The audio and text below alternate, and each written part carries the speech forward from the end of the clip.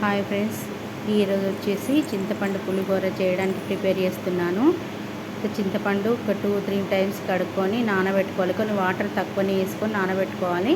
ఒక 15 మినిట్స్ ఉంచాక దాని జాలిగంటలో వడపోసుకోవాలి. చిక్కగానే ఉంచుకొని వడపోసుకోవాలి. దాంట్లో తగినంత సాల్ట్, పసుపు, కరివేపాకు వేసి కలుపుకొని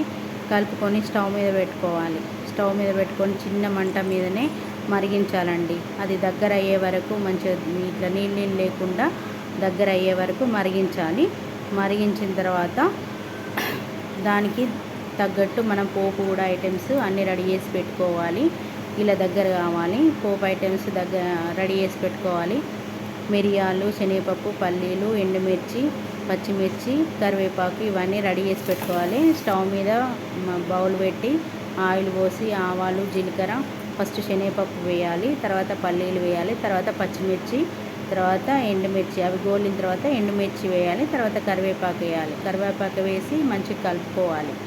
చిటపటలాడిన తర్వాత ఇవి దూరగా వేగినట్టు అయిన తర్వాత అప్పుడు కొంచెం 2 స్పూన్స్ మెంతిపొడి వేయాలి. మెంతిపొడి పులుపుకి మంచి టేస్ట్ ఉంటుందండి, స్మెల్ బాగా వస్తుంది.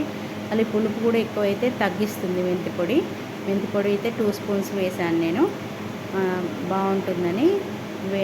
తర్వాత పసుపు కూడా అందులో వేసాను, మళ్ళీ కొంచెం పోపు కూడా వేసాను. ఇది వేసిన తర్వాత ఆ మిశ్రమం పక్కకు పెట్టుకున్న మిశ్రమం ఉంది కదా, సూపు, అది ఇందులో వేసి కలుపుకొని కొంచెంసేపు ఉడకనివ్వాలి.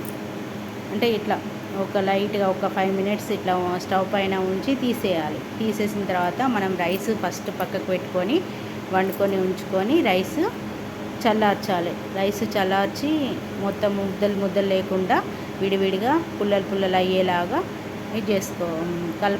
కలుపుకున్న తర్వాత రైస్కి ఎంతైతే సూపు పడుతుందో అంత క్వాంటిటీ కలుపుకోవాలండి. నాకైతే 3 స్పూన్స్ పట్టింది. అందులో మిగతాదంతా స్టోర్ చేస్తున్నానండి. నేను స్టోర్ చేసుకుంటే ఒక 1 మంత్ 2 మంత్స్ అయినా ఉంటుంది.